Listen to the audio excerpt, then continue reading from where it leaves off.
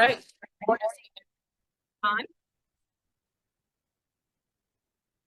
Good evening. Good evening. I thank you all for your patience. We are about to get started now. But prior to getting started, I'd like to acknowledge that we do have several elected officials that are here in the office, here in the room now. And when I call your name, please stand. First and foremost, I have the Board of Trustees and our clerk all here. Please, could the full board for Matteson please stand? We have Commissioner Donna Miller, please stand. We have Mayor Rick Reinbold, please stand. We have members here from District 162, 159, and 227, please all stand. We have Mayor Ford from Country Club Hills, please stand. At this time, I want to get started. I know that we all are concerned about our tax bills, so am I. I truly want you to know that you found out when I found out. So I'm here too to find out information so that we can get additional information. One of the things that I am hoping for when we leave here is that we will have better communication between the assessor's office and the village of Matteson.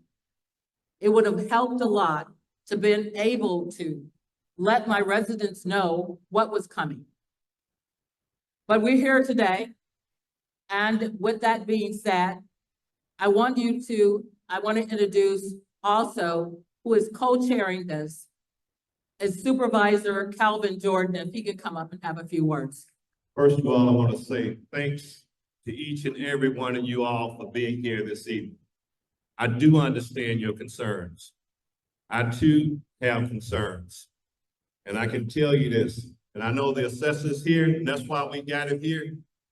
When we sat down and we heard that this summit was coming, I said, Assessor, you got to get out here. You got to get out here. The thing about it, we can no longer continue to fund and do the things we've done in the Southland. We've done great things. A lot of good things have taken place. Matter of fact, the Southland had one of the best growths. We grew 5.5% in the last census. A lot of good things are taking place. But more importantly, I want the assessor to know, and I want others to know, we can no longer continue to pay what we're paying in taxes. We can no longer continue to do this. One of the things that we got to be able to do, and I know this because I worked with County Board years ago under late President John Stroger, we have got to be able to come together and have these discussions before these bills come out. We got to. And I say this to you because we don't need rude awakenings. This is a great area. I enjoyed raising my kids here. I enjoy you all. I know a number of you all in this room, and I know the hurt and the pain, and I know how you feel. And I have to say this, even when the other elected officials are here, we have got to do something about this. We have got to do something about it because we can no longer take it anymore. We can't. So I'm asking the assessor here, and I do appreciate him coming out. And he's been doing, that's one of the key things I can say. He has inducted Dodge, he's come out, he's brought his team out. But more importantly, what we got to be able to do, Assessor, we have got to be able to get some room. Some of these people can't pay those taxes August the 1st. And not only that, Commissioner Bill, I see you here. I want you to stand because you are commissioner for this area. And I want you to be able to go back downtown and let them know how we feel about what's taking place. If we're going to represent right. And what we have done is not only today of getting him out here, but let me tell you, we've been fast forward, and I talked to Mayor Curran. Next Wednesday, Board of Review is coming out here. Don't stop it at that. We have got to get some relief because we cannot have people that have worked hard, got some really nice homes, and lose their homes. My mother, who's here, who's 83, she got her bill, and I thought something had happened to my brother. She looked at it and she cried. I said, Mama, don't worry about it. I said, but I can tell you what, we're going to start a movement out here. We're going to start a movement. So without any further ado, and I have to say this, and I want the assessor to know, you know, I know sometimes my late boss used to say, when you be the lead, sometimes you get a little teeth. But more importantly, assessor, we need here. And what we got to do is put some committees together and have some discussions before we get those increases. We just can't do that. We just can't do it. So something's gonna have to change. We're gonna get a group of you all, we're going down to the county board. Mr. Miller, we have got to be able to have these open dialogues. Because the key things, when you look at the other taxing bodies that's here, we're gonna have to learn. Sometimes we can't have all of these other services that we've got. We have to share.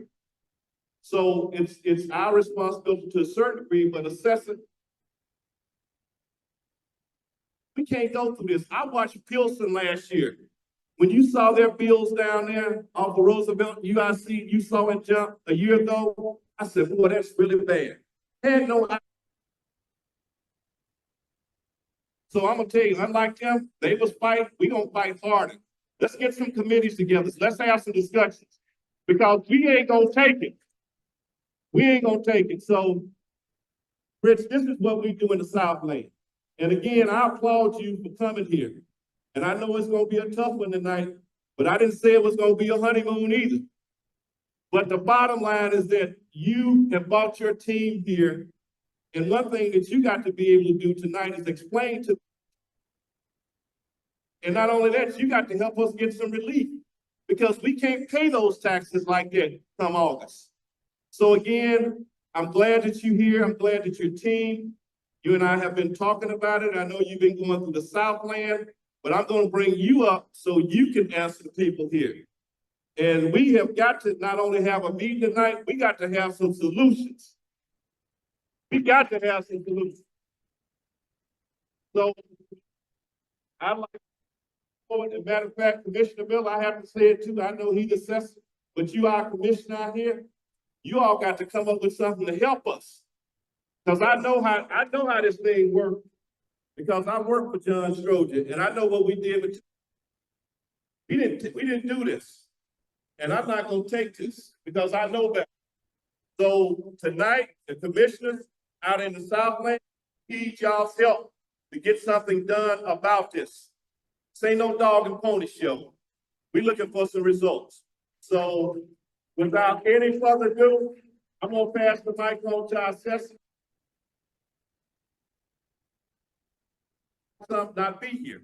So that's fine. So thank you, Assessor Kaegi.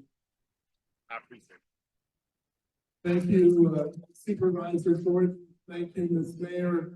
Most of all, thanks to you. You've been very patient waiting here tonight. And some people think that if you're the assessor, you must like property taxes. You must like this system. I want to tell you two things tonight. One, as someone who's been trying to reform the system for the last 6 years, I feel a sense of indignation with how this whole system works. And we need more heroes in places like Springfield and all over the state to make it better. I will provide, talking about solutions earlier, both the mayor and the supervisor, and I spoke with many of you tonight before I arrived. We need solutions.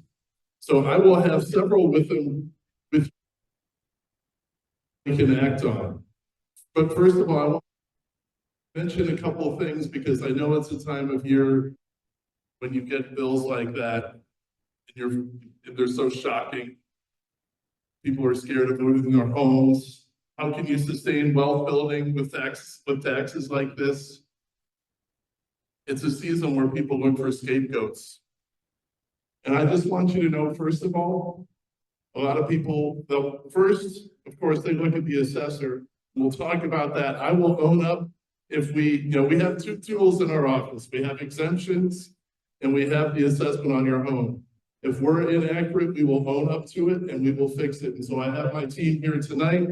We have a desk over here, Kelvin, Jose, and everyone else from my team, please raise your hand so that when they come over to the desk, they have problems, they can find you. But also I want to let you know, people also, oftentimes they look for a scapegoat in their mayor. And I want you to know, having met with your mayor and I want you to know that having met with your mayor and other mayors in the Southland, mayors do not drive the increases in levies on your taxes, okay?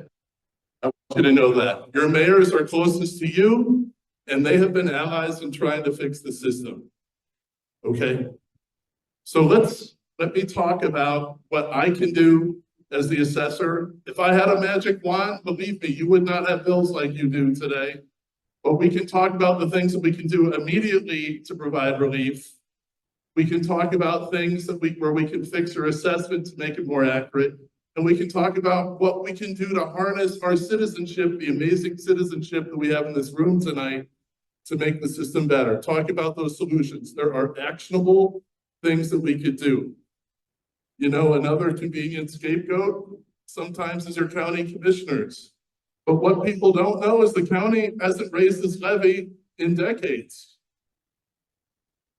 Commissioner Donna Miller has been an ally. She's been one of the heroes in trying to fix this system. Let me tell you just a couple of things of what she's trying to do. She's worked with us on lobbying in Springfield to get better data so commercial properties of the bill. She's probably the most active commissioner of all the 18 in that fight. She's helped to tighten up fraud on vacancy. You know, if there are people out there getting incentives and keeping their property vacant, she's the one who got an ordinance passed so that mayors could take away incentives if they're keeping commercial property incentives. No one needed to tell her to do that, she did that. Also, I want you to know that she's been working on incentives to develop areas that don't have pharmacies, that don't have supermarkets, to be part of that development that the mayor was talking about. So in this season for scapegoats, I just don't want you to go and attack some of the heroes from side in this fight. So let's talk about what we can do right now. My responsibilities, I know you'll have questions. Let's make sure we get to everything. So in our office, what can we do? What do we do? How do we fit in this whole system? Out there estimating the value of properties and applying exemptions. Those are the two biggest pieces. We don't determine the taxes. We don't determine the taxes that are levied in the community. Those are set by your school districts, by your village, by your library board. We don't set the rates. The rates are high in the Southland. We can talk about why they're higher here, but they're not set by the assessor. What we will own up to is if we estimated the value of our house incorrectly. What we do is every 3 years, we look at transactions. You probably know that the last 3 years, your homes have gotten more valuable. More people want to live in this community. More people want to live in Ridge Township. And so what we have done, what we do is we look at the transactions that happen. However,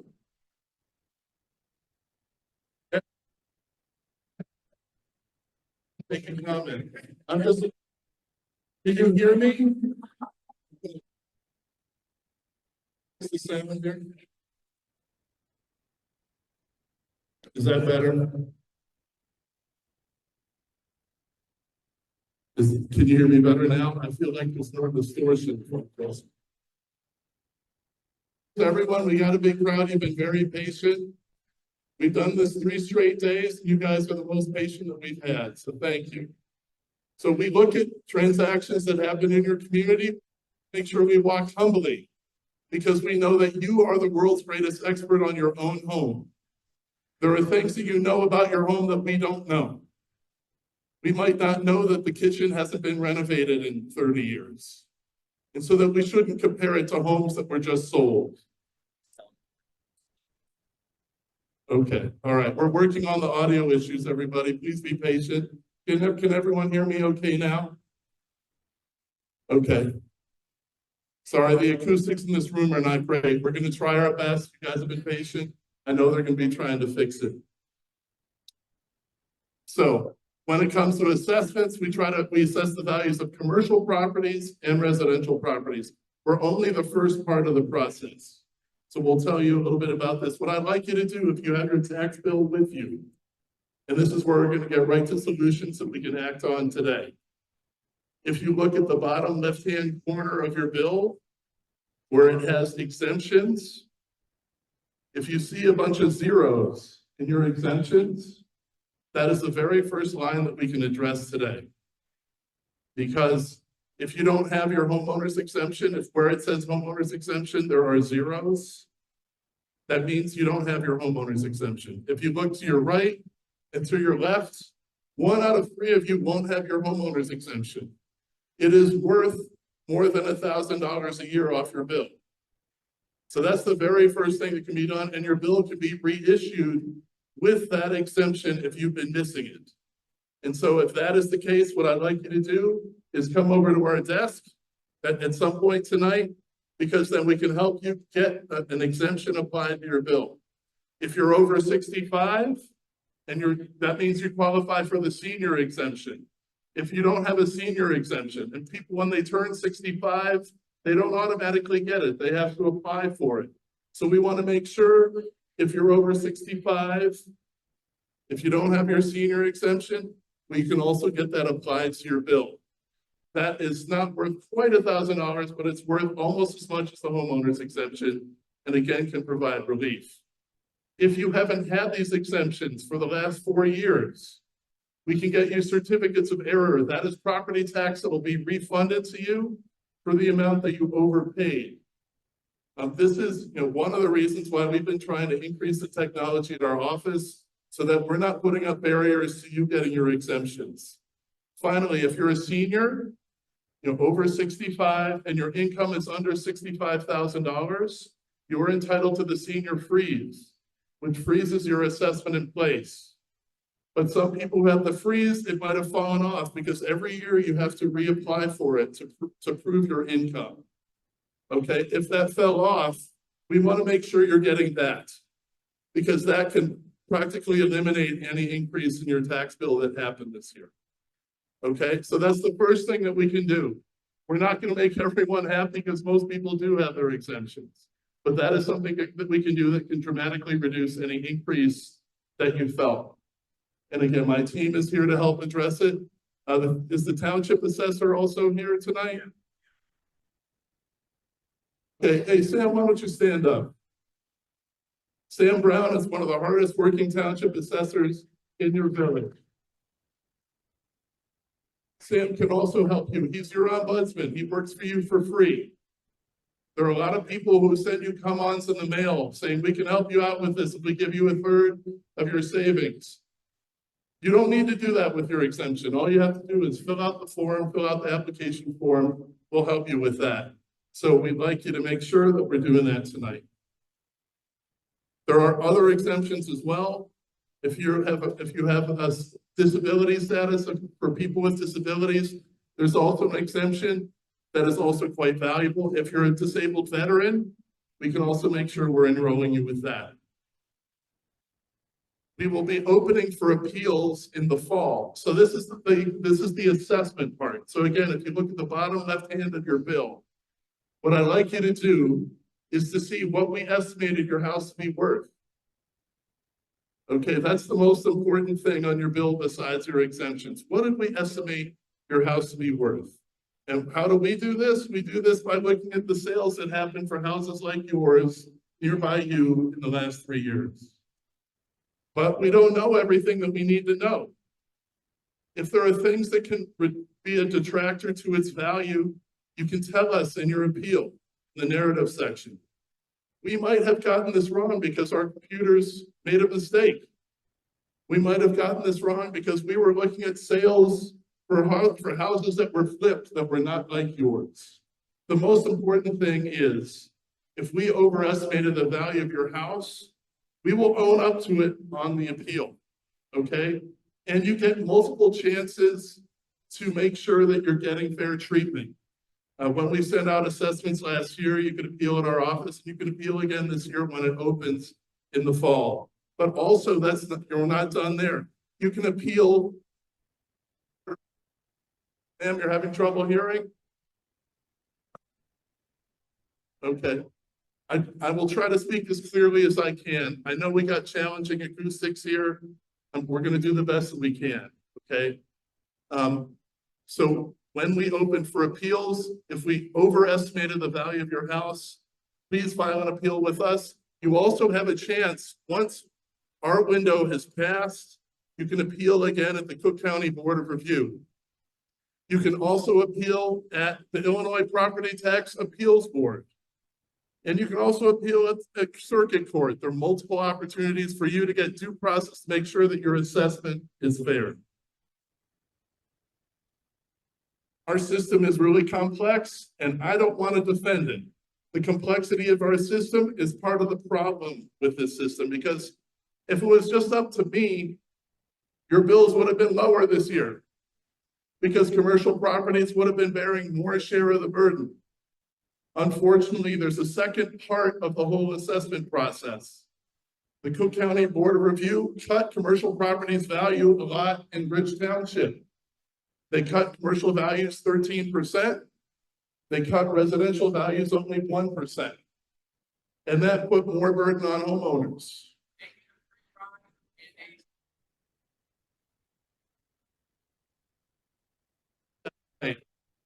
And there's a Home Depot that had its bill fall $370,000, while the typical homeowner's bill was up $1,000. That is a huge problem. So what I'd like to remind you is that if it was up to me, your bills would have been lower than they were when they sent out. I'm not saying that they would not have gone up. Your bills would have gone up because home values went up. We will own up if we increase assessments too high. And I know you'll be telling me about how we got your house wrong. You're the world's biggest expert on your house. We'll make sure that we're giving you due process as you file appeals with us. Here's what happened in the south suburbs, what I just mentioned. In the south suburbs, homeowners' share of the burden fell. Homeowners' values rose, but so did commercial values when we did it. But homeowners ended up bearing more share of the burden in the south suburbs because commercial properties values were cut so much at the board review. And that is why your bills went up too much. And why I feel the same indignation that you do, because I've been at this for 6 years, trying to make it better so homeowners don't bear so much of the burden. What can we do? Supervisor Jordan, you mentioned solutions. We want solutions. We want to have a movement. We're sick of this. We have representatives in Springfield here tonight who can help us. It's sort of the center field. Springfield is center court. Here we are in a gym. Springfield is center court for making sure that the system works for us instead of against us here in the south suburbs. Commissioner Jordan, you mentioned, Supervisor Jordan, you mentioned Pilsen. I have been meeting with groups in Pilsen, and Mr. Tax Doctor, I think you joined us at the meeting in Pilsen. Am I correct?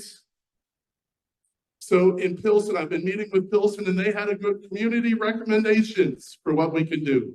The most important thing that we can do in Springfield is use something called a circuit breaker.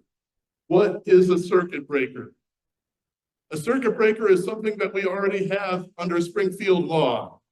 What it does is it provides relief to taxpayers who need it most. And it doesn't come at anyone else's expense, but it has to be funded by Springfield. We all can harness the indignation that we have, the citizenship that we have in this room, to call for a circuit breaker to be funded in Springfield, which would provide relief. But we should do this because we are doing this with groups in Pilsen. We're doing this with other neighborhoods in Chicago. I've been in community meetings all over the south suburbs in the last few weeks. We have a movement undergoing with Supervisor Jordan to get a circuit breaker passed. That's the most important thing we can do. If you could call your representatives who are in Springfield and say, we need a circuit breaker to provide relief for us here in the south suburbs. That is something that we can do. The second thing that we can do is modernize the long-term homeowners exemption. You'll notice when I talked about the exemptions, I didn't talk about the long-term homeowners exemption for so long. And that's because it's an exemption that all it does is disappoint people, because it's almost impossible to qualify for. The first two parts are easy. If your income's under 100,000, okay. If you've been in your home for over 10 years, okay, that's a lot, that describes a lot of people in this room. But then the law sets up this elaborate test so hardly anyone can qualify for it, only 1% of people in Cook County. We want to expand and modernize the long-term homeowners exemption so more people can participate and so it delivers aid to people who need it most. We can do that in Springfield. So that's my second solution.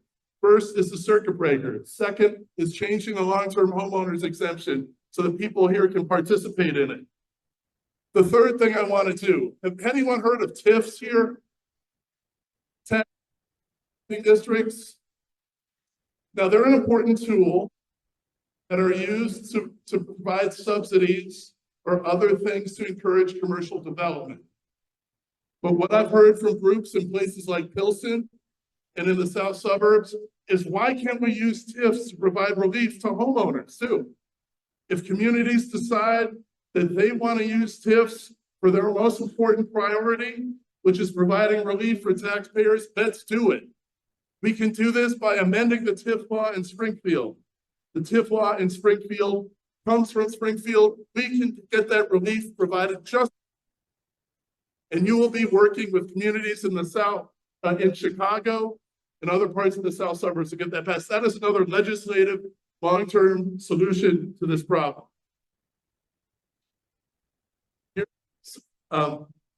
What else can we do? I know we've heard, we'll get to the next one. Well, hey, everybody.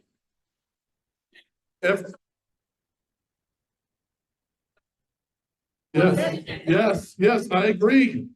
So what else can we do? What else can we do? We have heard for many years, and it's true, that what is the most important thing that drives our property tax bills?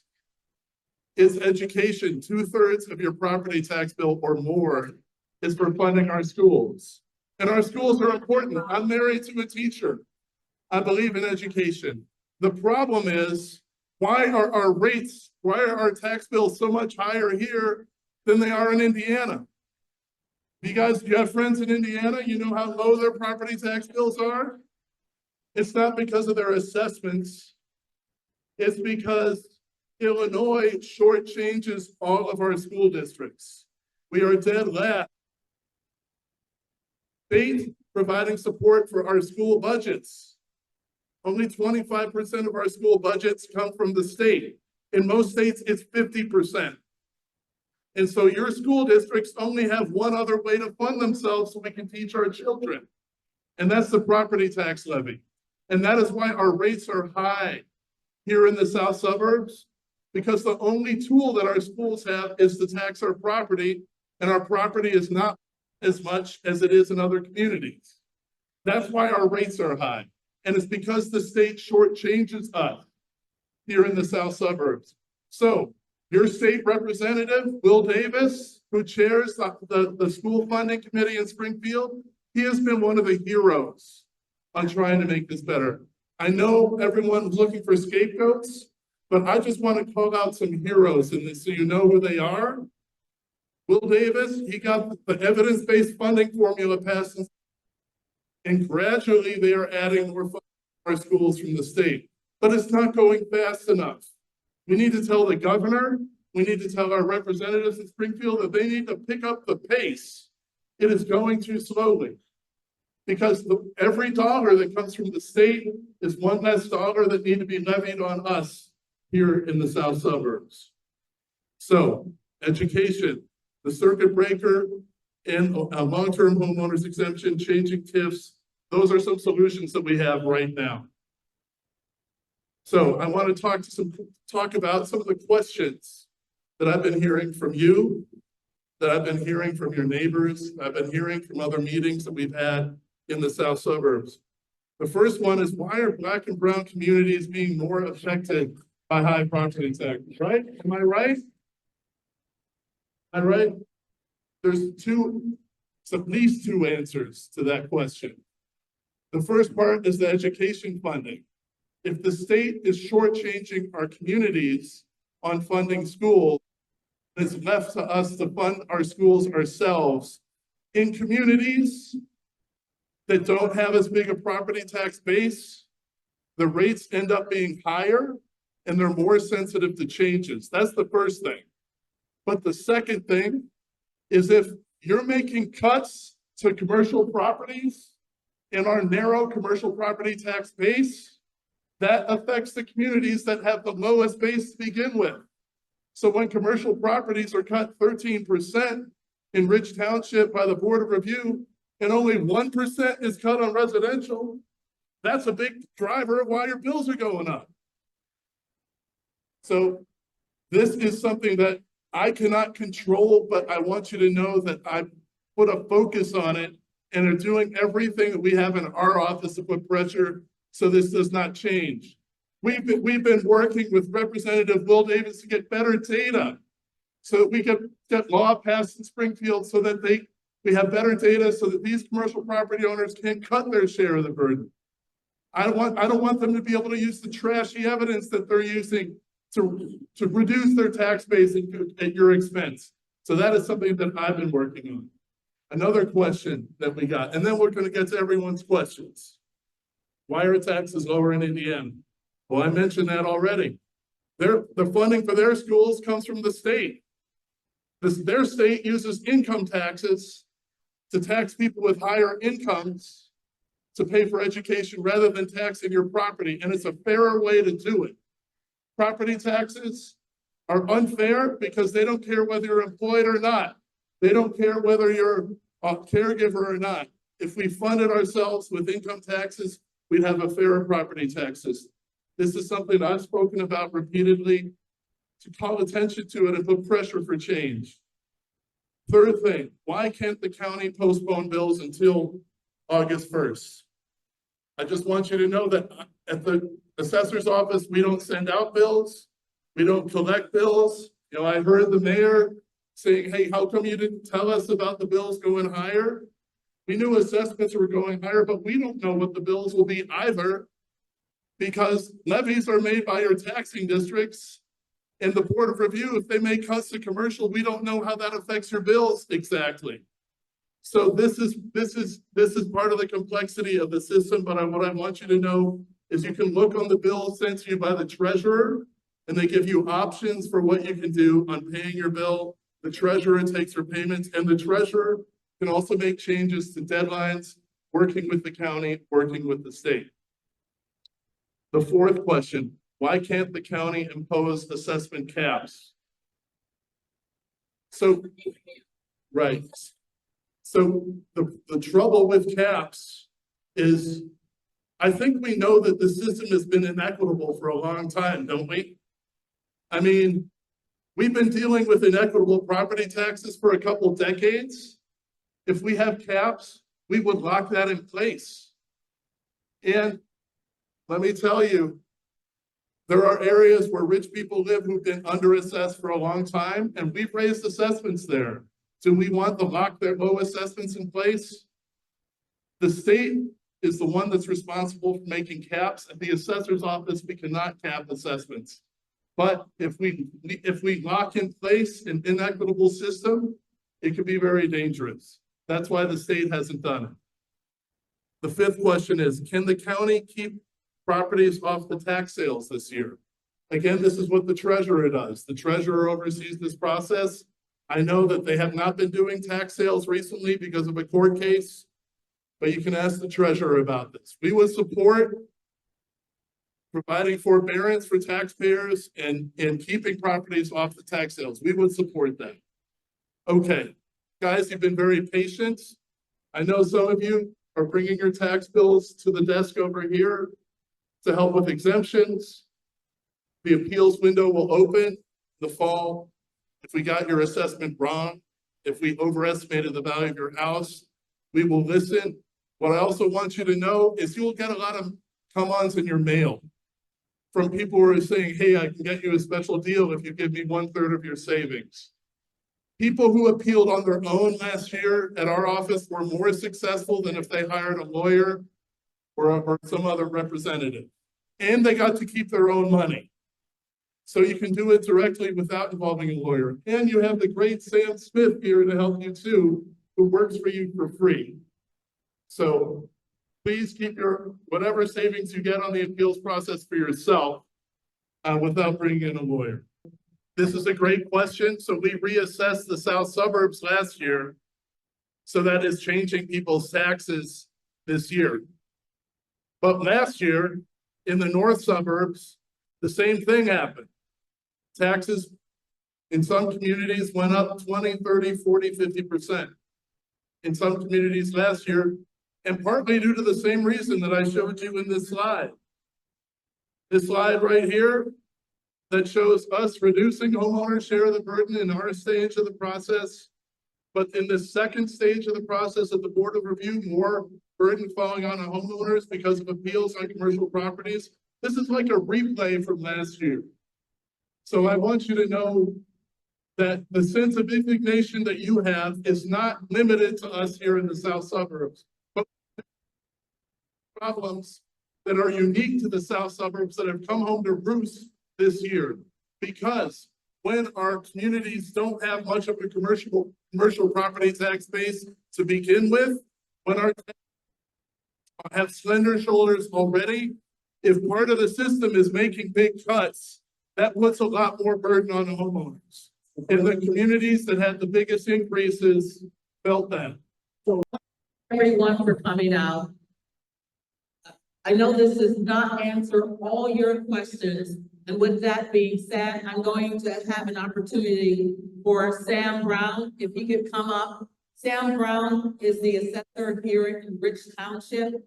This is someone that's local that you can come out and see. Let's give him a hand as he comes up. I want to thank the assessor for coming out. I know my bill went up, and I heard about it too. So that's why we're bringing individuals out here. We will have, the Board of Review will be out here on July 31st. So we will continue with these conversations in order to get more information for you. It'll be at the same time, 6:30 for the Board of Review on the 31st here in the community center, not in this room, but over in room 108. So I look forward to seeing you there. Thank you, Assessor Kaegi, for coming out. We appreciate it. As you can see, these are intelligent individuals and patients know how to come out to hear information. So with that being said, I'm going to turn it over to Assessor Sam Brown, not Sam Smith, but Sam Brown. Let me know if you all can hear me, because I was really struggling hearing tonight. Can you hear me? So I want to bring 2 or 3 things to your attention. We're talking about, we're always explaining why this is, why crack taxes are so high, why we don't do that. So I was talking with a couple of our state reps, Debbie Myers-Martin and Bill Davis, and we thought it'd be a good idea. So I prepared kind of a letter to the governor that can be combined with a petition explaining our plight and saying and demanding some relief. I want to read some of it, not all of it, because I know time is short. Okay, so it says, petition to Governor Pritzker reform property tax system to alleviate burden on south suburbs of Cook County. Dear Governor, we, the undersigned residents of county, are writing to express our deep concern regarding outrageously high property tax. These taxes place a disproportionate burden on homeowners and contribute a significant share of the cost to fund education in our state. We believe explore and implement supplemental education funding to offset this high property tax burden. The current property tax system in Illinois, particularly in Cook County South suburbs, is unsustainable and inequitable. Homeowners are struggling with the weight of excessively high property taxes, which are used primarily to fund local schools. This system disproportionately affects our community, leading to financial strain and potential displacement. By much needed relief to homeowners, we propose the following supplemental funding sources for education. One, a progressive state income tax. Implement a progressive state income tax that ensures those with higher incomes contribute a fairer share towards funding public services and education. Sales tax on consumer services. Introduce a small sales tax on consumer services. This could provide a steady stream of revenue without placing an undue burden on low and middle income families. Now, what's important about that section is that our